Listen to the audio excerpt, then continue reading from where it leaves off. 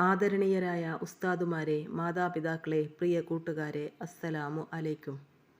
നമ്മുടെ പ്രിയപ്പെട്ട പ്രവാചകൻ മുഹമ്മദ് മുസ്തഫ സ്വല്ലല്ലാഹു അലൈഹി വസല്ലമയുടെ ജന്മദിനം ആഘോഷിക്കുവാനാണല്ലോ നാം ഇവിടെ ഒത്തുകൂടിയിരിക്കുന്നത്.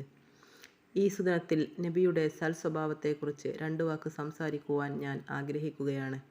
ധാർമ്മിക മൂല്യങ്ങളും ഉന്നത സ്വഭാവചര്യങ്ങളും അന്യം നിൽക്കുന്ന ആധുനിക കാലത്തെ വളരെ ശ്രദ്ധേയ വിഷയമാണ് പ്രവാചക മുഹമ്മദ് മുസ്തഫ സല്ലല്ലാഹു അലൈഹി വസല്ലമയുടെ സ്വഭാവ പെരുമാറ്റങ്ങൾ എന്നത്. പ്രവാചകത്വത്തിനു മുമ്പ് തന്നെ അദ്ദേഹം സവിശേഷവും മഹനീയവുമായ ജീവിത മാതൃകയ്ക്ക് ഉടമയായിരുന്നു. അശ്ലീലതയും ആഭാസവും നിറഞ്ഞ ജീവിതശൈലി സ്വീകരിച്ചിരുന്ന സമൂഹമായിരുന്നു മക്കയിൽ അന്ന് ഉണ്ടായിരുന്നത്. സാംസ്കാരിക ജീർണതയിൽ അധപ്പതിച്ച ആ സമൂഹത്തിലേക്കായിരുന്നു പ്രവാചക നിയോഗം.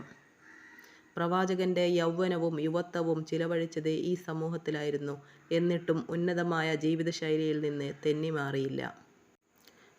യുവത്വത്തിൽ ജാഹിലിയത്തിന്റെ നെറികേടിൽ നിന്നും എല്ലാവിധ മാലിന്യങ്ങളിൽ നിന്നും അല്ലാഹു പ്രവാചകൻ സല്ലല്ലാഹു അലൈഹി വസല്ലമക്ക് പ്രത്യേകമായ സംരക്ഷണം നൽകി. എത്രത്തോളം എന്നാൽ സമൂഹത്തിൽ ഉന്നതമായ മൂല്യവും സൽസ്വഭാവവും ആദരണീയമായ വ്യക്തിത്വവും പ്രവാചകന് ഉണ്ടാക്കിക്കൊടുത്തു.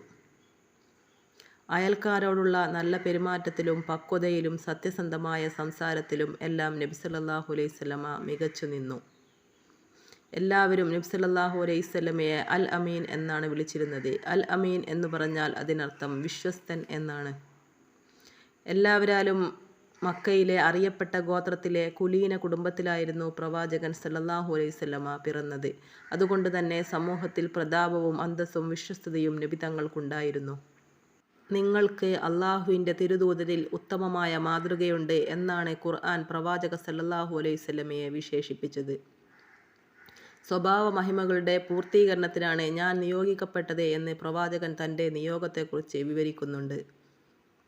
വിശുദ്ധ ഖുർആനിൻ്റെ സ്വഭാവശാസ്ത്രം ജീവിത രീതിയായി സ്വീകരിച്ച തിരുനബി സല്ലല്ലാഹു അലൈഹി വസല്ലമയെ ഓർക്കുന്ന ഏതൊരു സ്വഹാബിയും പുഞ്ചിരിക്കുന്ന മുത്തുനബിയെ മാത്രമാണ് മനസ്സിൽ കാണുന്നത്. നബി സല്ലല്ലാഹു അലൈഹി വസല്ലമ എപ്പോഴും മന്ദസ്മിതനായിട്ടായിരുന്നു കാണപ്പെട്ടിരുന്നത്. പ്രസന്നവദനായി നിൽക്കാൻ കഴിയുക എന്നത് ഒരാളുടെ വ്യക്തിത്വത്തിൻ്റെ ഉയർന്ന നിലവാരമാണ് സൂചിപ്പിക്കുന്നത്. നിന്റെ സഹോദരനെ നോക്കിയുള്ള പുഞ്ചിരി ഒരു ദാനമാണ് എന്ന തിരുവചനം കൂടി ഇതോട് ചേർത്തു ചിന്തിച്ചു നോക്കുക. പരലോക വിജയത്തിനുള്ള ഏറ്റവും നല്ല സമ്പാദ്യം സൽസ്വഭാവം തന്നെയാണ്. അന്ത്യദിനത്തിൽ നന്മയുടെ തുലാസിന് ഏറ്റവും അധികം ഭാരം ലഭിക്കുന്നത് സൽസ്വഭാവം കൊണ്ടായിരിക്കും.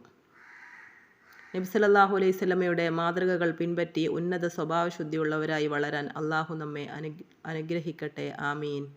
ഇത്രയും പറഞ്ഞുകൊണ്ട് ഞാൻ എൻ്റെ വാക്കുകൾ ഉപസംഹരിക്കട്ടെ. അസ്സലാമു അലൈക്കും.